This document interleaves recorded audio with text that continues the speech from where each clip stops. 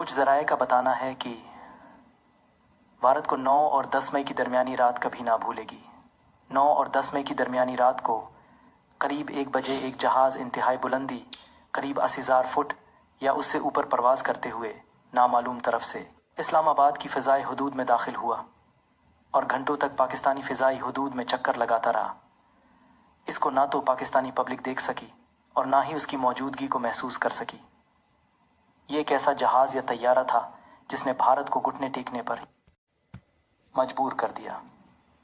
लेकिन जब तक भारतीय फ़ज़ाइया के कमांड एंड कंट्रोल सिस्टम को उसकी मौजूदगी का पता चला, उस वक्त तक बहुत देर हो चुकी थी, क्योंकि उस जहाज़ की इस्लामाबाद की फ़ज़ाई हदूद में मौजूदगी के पहले घंटे के अंदर बहुत सी इंडियन मिसाइल साइट्स नाकारा होना शुरू हो गई।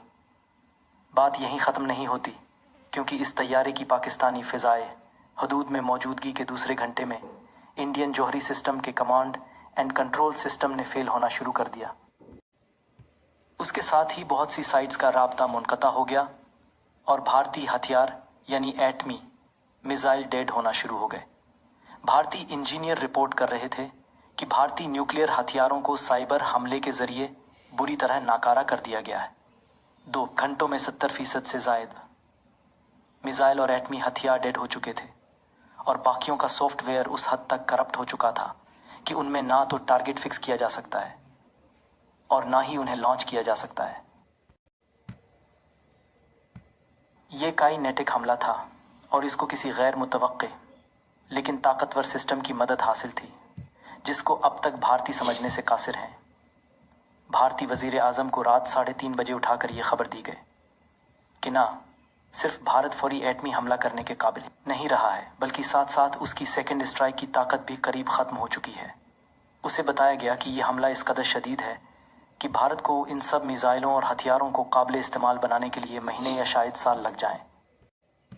भारतीय वज़ीर आज़म को यह भी बताया गया कि इस्लामाबाद की फ़ज़ाई हदूद में एक नाकाबिल शनाख्त एरियल विसल पिछले किए घंटों से मौजूद रही है और जब तक भारत ने उसको ट्रेस करने या लोकेट करने की कोशिश शुरू की वो गायब हो चुकी है।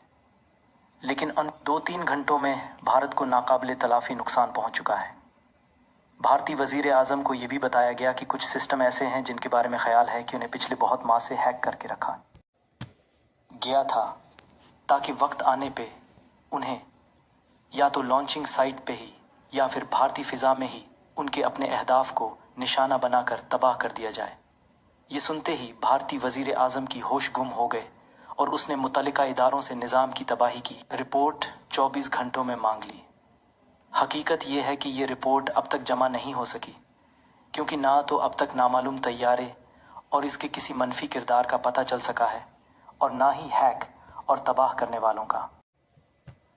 और नतीजा ये है कि 9 मई से आज तक भारत अपने तमाम नाकारा हुए जौहरी अथाथे हर पुरानी साइट से नए लोकेशंस पे मुंतकिल करने पे लगा हुआ है। याद रहे कि पहलगाम के बाद भारत को बार बार बताया गया था कि हम तुम्हें वहां से सरप्राइज देंगे जहां से तुम्हारी तवक्को भी ना होगी। पाकिस्तानी अफवाज जिंदाबाद। दोस्तों, अब आप मुझे अपनी राय दो कि ये तैयारा कहाँ से आया था, उसको उड़ाने वाला कौन था? क्या ये तुर्की का तैयारा था या फिर चाइना का, या फिर ये पाकिस्तान का अपना तैयारा था जिसको पाकिस्तान अभी तक सामने नहीं लाना चाहता? मज़ीद ऐसी मालूमात और स्टोरीज़ के लिए मेरा चैनल सब्सक्राइब कर लें।